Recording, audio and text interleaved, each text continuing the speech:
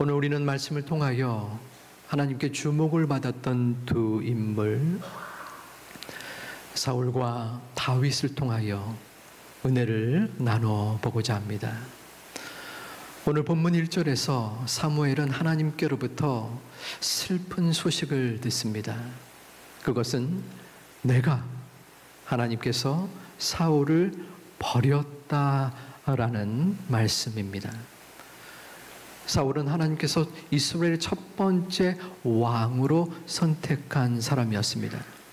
그런데 그가 하나님의 명령을 지키지 않으므로 그를 왕으로 세운 것을 후회하셨어요.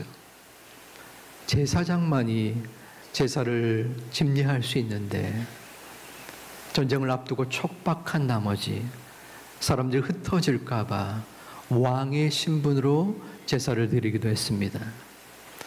아무런 잘못이 없는 다윗을 10년 동안 쫓아다니며 죽이려 했던 그러한 사울이었습니다. 그 모습을 보고 하나님은 14절 말씀에 여호와의 영이 사울에게서 떠남을 선포하고 있습니다. 이처럼 사울은 하나님의 마음을 아프게 하고 또한 그의 모습으로 인하여 하나님의 영이 사라지게 됨을 알게 됩니다. 하나님은 사울에게 하나님의 역할을, 하나님의 일을 감당할 수 있도록 특별한 힘과 용기를 허락하여 주었습니다. 그가 온전한 하나님의 뜻을 실행하고자 하는 바람이 있었으나 그 역할을 하지 못했기 때문에 그 힘과 용기를 빼앗아 갈 수밖에 없게 된 것이죠. 사울은 잘못된 정체성을 지니고 있었습니다.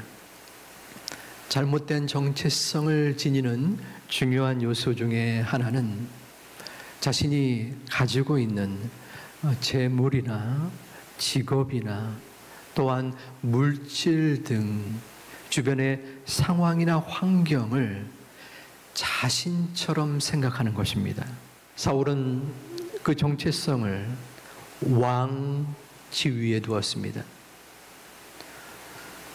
그래서 그 왕의 지위를 방해하거나 빼앗으려 하는 위협하는 요소는 그에게 있어서 적이요 목숨을 걸고 물리쳐야 할 대상이었습니다. 백성들이 이러한 노래를 불렀습니다. 사울이 죽인 자는 천이요 다윗이 죽인 자는 만이라. 자칫 잘못하면 다윗이 내 왕위를 빼앗아갈지 모르는 불안감이 엄습했습니다. 그래서 그 다윗을 죽이려 했던 것입니다. 백성들의 노랫소리를 듣고 나를 무시하고 경멸하고다 하는 열등감에 사로잡혔습니다. 분명히 한 나라의 왕, 하나님의 택하신 중요한 역할을 맡은 사람이지만 그의 마음속에는 불안감, 열등감이 괴롭혔던 것입니다. 잘못된 정체성을 지녔던 것입니다. 그러면 올바른 성경적 정체성은 무엇일까요? 그것은 자신이 내가 가진 재물이나 직업이나 또한 이 땅에 속한 모든 것이 나의 중심이 아니라 하나님께서 나를 중요하고 소중히 여긴다는 것을 수용하는 것입니다. 사울의 정체성은 무엇이 되어야 했습니까? 그것은 만약 이 자리에 사울이 있다면 이렇게 이야기하고 이렇게 선포하게끔 할 것 같습니다. 나는 하나님께서 왕위를 부여하신 청지기입니다. 사울의 성경적 정체성은 청지기였어야 했습니다. 처음에는 그랬습니다. 하나님께서 사울을 왕으로 선택하려 할 때 그는 사람들 뒤에 숨었습니다. 하나님, 제가 모든 지파 중에서 가장 작은 베냐민 지파 사람인데 어찌 저를 왕으로 삼으려 합니까? 그랬던 그가 시간이 지나며 세월이 지나며 욕심이 생기고 불안과 열등감 속에서 그 정체성이 청지기에서 왕으로 바뀌어진 것입니다. 사랑하는 우리 제2교회 가족 여러분, 여러분은 어떠한 정체성을 지니고 있습니까? 여러분 마음 가운데 이 성경이 말하는 성경적 정체성이 여러분 중심 속에 받아들여지고 또한 믿어지고 확신 가운데 있느냐라는 것입니다. 우리의 삶 속에는 어려움이 존재합니다. 많은 고충과 괴로움이 있죠.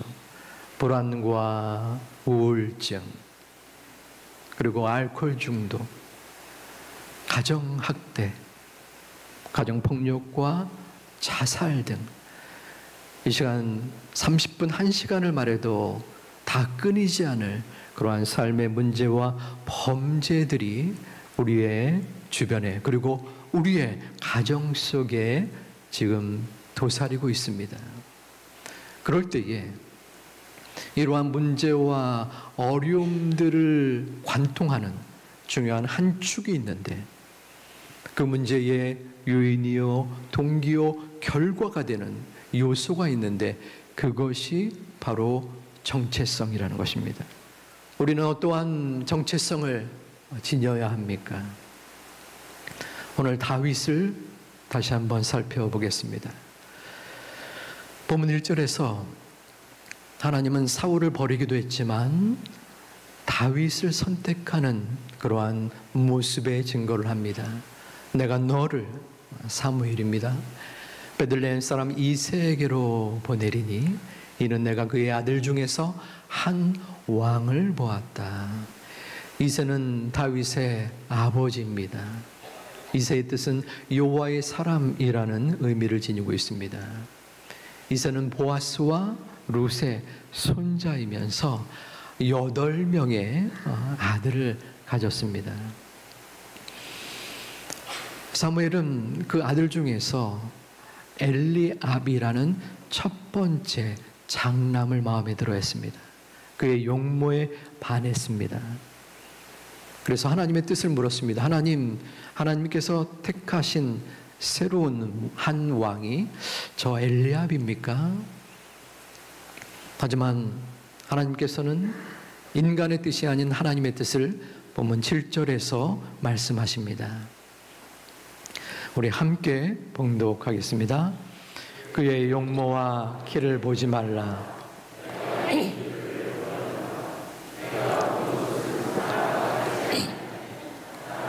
외모를 보거니와 나 여호와는 중심을 보느니라. 자, 하나님은 사람의 외모를 보는 것이 아니라 중심을 본다고 했습니다. 바로 다윗은 사람의 기준에는 못 미치는 존재였습니다.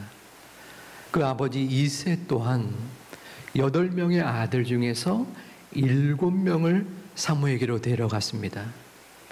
한 아들은 어디 있느냐 할 때에 그 아들은 막내 다윗이었고 저 목장에 남겨두었던 것을 볼 수 있습니다. 아버지에게마저도 아들로서의 자격이 미치지 못했던 자가 바로 다윗이었습니다. 그런데 하나님께서는 그 다윗을 이스라엘의 새로운 왕으로 뽑았습니다. 본문 13절에서 그에게 기름을 붓고 여호와의 영으로 크게 감동된 모습을 보게 됩니다. 하나님의 영이 그에게 임한 것입니다. 다윗에게 허락된 것입니다. 우리 1절 말씀, 그 하나님의 선택을 다시 한번 보도록 하겠습니다. 내가 너를 베들레헴 사람 이새에게로 보내리니 이는 내가 그의 아들 중에서 한 왕을 보았느니라 하시는지라. 여기서 보았다, 하나님이 보았다라는 것이죠. 이것은 눈으로 멀리 있는 것을 보았다라는 것을 넘어서 미리 선택하고 준비시키셨다는 의미를 담고 있습니다. 다시 말하면 하나님께서 다윗을 주목하셨다라는 것입니다. 다윗의 부족함과 연약함과 인간의 눈으로 보기에도 미달해 보이는 듯한 그 모습, 그것을 바라본 것이 아니라 하나님은 마음의 중심을 보고 그를 주목하신 것을 볼 수 있습니다. 그런데 그 고백이 시편 139편 7절에 나타나 있습니다. 우리 다시 한번 봉독하겠습니다. 내가 주의 영을 떠나 어디로 가며 주의 앞에서 어디로 피하리까? 아멘. 내가 어디로 가든지 또한 무엇을 하든지 주님의 전에서, 주님의 눈에서 피할 수 있겠습니까? 하나님, 저를 주목하여 주셔서, 저를 돌봐 주셔서 감사합니다는 찬송의 구절인 것입니다. 그런데 이 감사의 고백, 감사의 찬송의 이유가 우리 16절에 나타나 있습니다. 시편 사무엘상 16장 16절인데 여기서 내 형질이 이루어지기 전에 주의 눈이 보셨으며. 자, 형질이라는 단어가 조금 낯설기도 할 것입니다. 형질은 인간이 완전한 형상을 갖추기 전에 태중에 있는 태아를 가리킵니다. 그리고 여기서 눈이 보셨으며 라는 것은 조금 전 나왔듯이 보았으며 라는 주목의 의미가 있는 것입니다. 다시 말해 내 형질이 태중에 태아가 이루어지기 전에 하나님께서 주목하셨다는 것입니다. 이 말씀을 보면서 딱 머릿속에 와닿지 않았습니다. 주의 형질이 태중에 이루어지기 전에. 여러 가지 것을 생각하다가 우리 아이를 생각해 보았습니다. 그러니까 조금 이해가 되더라고요. 저희는 결혼하고서 4년 반 만에 임신을 했습니다. 제가 임신한 건 아니고 제 아내가 임신을 했어요. 지금이야 마음속에 감사하면서 참 훈련의 시간이라고 생각할 수 있었지만 그 아이를 기다리는 그 시간은 쉽지 않았고 또 힘들었습니다. 아이가 안 생기는 건 아닐까? 하나님, 제가 그래도 사역자인데 아이가 없을 수도 있지만 그래도 주셔야 되지 않나요? 주변의 기대와 기도 속에 또 쉽지 않은 시간들을 보냈습니다. 그런데 그 아이가 태중에 생긴 거예요. 감사하면서 태명도 짓고 또 엄마 뱃속에서 움직이는 아이의 소리를 듣기도 했습니다. 하나님의 주목이 이 태중에 있기도 전에 존재한다는 것입니다. 보통 이 땅에서는 사람을 주목하고 그 사람을 택하고 그 사람의 장래를 보는 것은 적어도 그 사람의 능력이나 가능성을 본 후에 주목하게 됩니다. 아무리 빨라도 초등학교 시절 그 싹수를 보고서 야, 저놈은 될 것 같다 하면서 주목하고 투자하는 것이죠. 그런데 하나님은 다윗을 어린 시절도 아니고 태중도 아니고 그 형질이 이루어지기 전에, 태중 이전에 하나님이 선택하고 주목하고 이끌었다라는 것입니다. 이것이 저에게 마음에 와닿았었습니다. 아버지 하나님, 내가 이 자녀를 왜 이리 걱정하고 고민했는지요. 하나님께서 그 능력과 가능성을 보지도 아니하시고 태중 이전부터 그 형질이 이루어지기 전에 주목하셨으니, 그러면 당연히 그 아이를 향한 놀라운 계획과 은혜와 소명과 사명을 갖고 계실 텐데 어찌 이리 우둔했는지요. 그러한 마음이 들었습니다. 우리의 모습도 마찬가지입니다. 하나님께서는 우리를 어머니의 뱃속 태중 그 이전부터 택하여 주셨습니다. 우리를 그 태중에서 이끌어 주셨습니다.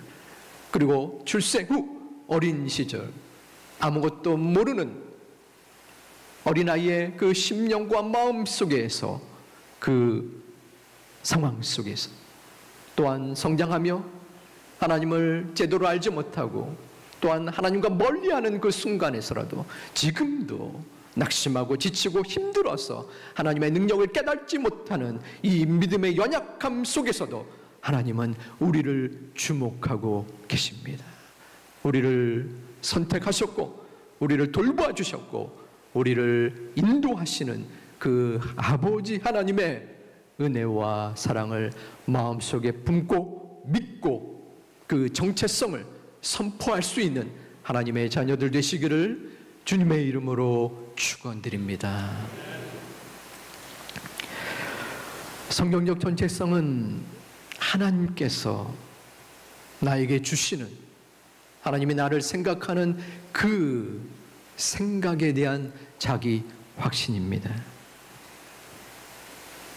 주변에서 나의 가족이 나에게 말을 합니다. 하나님이 너를 얼마나 사랑하시고 너를 향한 놀라운 계획을 가지고 계신단다. 하지만 그것이 나의 마음속에 느껴지지 아니하고 깨닫지 못한다면 그것은 헛된 이야기요, 지나가는 소리요, 잔소리로밖에 들려지지 않습니다. 남이 말하는 내가 아닙니다. 내가 생각하는 바로 내 자신에 대한 확신, 그것이 바로 자기 정체성인 것입니다. 남이 나를 무시한다 할지라도, 모든 사람들이 나를 업신여긴다 할지라도 하나님께서 나를 도우시고 하나님이 나를 주목하시기에 나는 담대하게 든든히 나아가는 자입니다. 이것이 자기 정체성, 성경적 정체성이라는 것입니다. 다윗에게는 그러한 자부심이 있었습니다.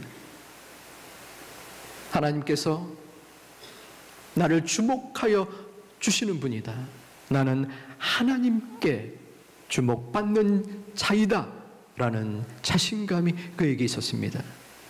사무엘상 17장 45절부터 47절 말씀, 우리 3절 9절에 5번의 여호와라는 말이 있습니다. 이것은 목동 다윗의 고백입니다. 어린 다윗의 고백이요, 골리앗을 앞에 둔 참으로 연약한 그 존재가 골리앗과 맞서서 드리는 신앙의 고백이요 선포입니다. 그 상황, 그 마음을 조금이라도 머릿속에 떠올리며 우리 함께 봉독하겠습니다. 너는 칼과 창과 단창으로 내게 나오거니와 나는 만군의 여호와의 이름 곧 내가 모욕하는 이스라엘 군대의 하나님의 이름으로 내게 나아가노라. 오늘 여호와께서 너를 내 손에 넘기시리니 온 땅으로 이스라엘에 하나님이 계신 줄 알게 하셨고, 또 여호와의 구원하심이 칼과 창에 있지 아니함을 이 무리에게 알게 하리라. 전쟁은 여호와께 속한 것인즉 그가 우리를 우리 손에 넘기시리라. 아멘. 어린 목동이었습니다. 그런데 어찌 이 같은 담대한 고백을 할 수 있습니까? 그것은 그 마음속에 하나님께서 나를 선택하시고 주목하셨다라는 확신이 없이는 불가능한 것이었습니다. 지금 우리는 이 땅의 골리앗과 맞서서 싸웁니다. 수많은 칼과 창과 단칼을 가진 골리앗이 우리를 공격하고 우리를 무너뜨리려 하고, 우리는 그 앞에서 어떠한 모습을 보입니까? 혼비백산하며 도망을 치기도 합니다. 어찌할 줄 모르며 움츠려 들기도 합니다.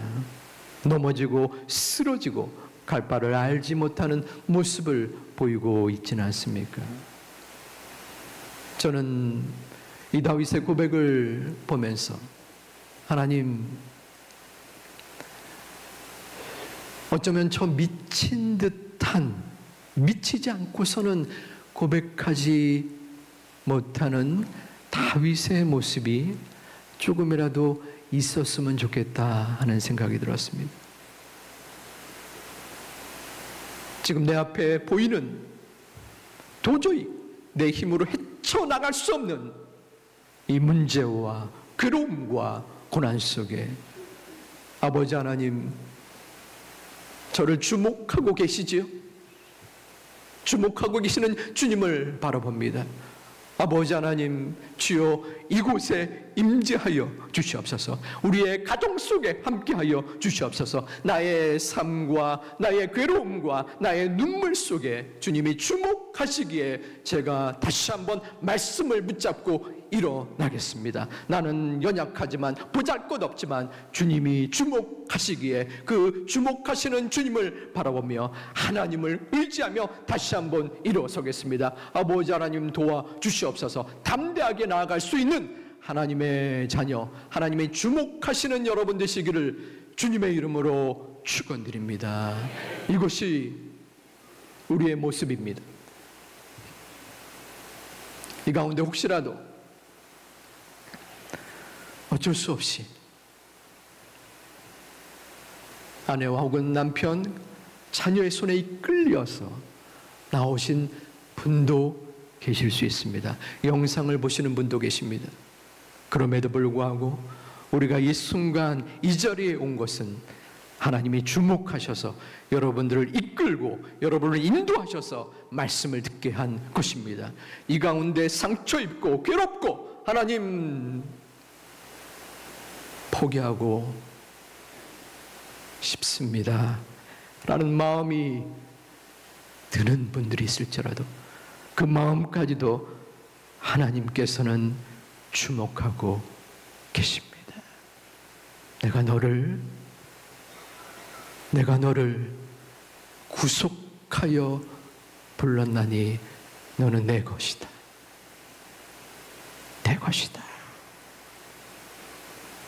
내가 여전히 네가 나를 멀리하는 순간에서라도, 네가 나를 거부하는 순간에서라도 너를 바라보고 너를 위하여 기도하고 너를 주목하고 있단다. 이 말씀을 하나님의 말씀으로, 하나님의 음성으로, 하나님의 언약으로 믿는 우리 모든 제2가족들 되시기를 주님의 이름으로 축원드립니다.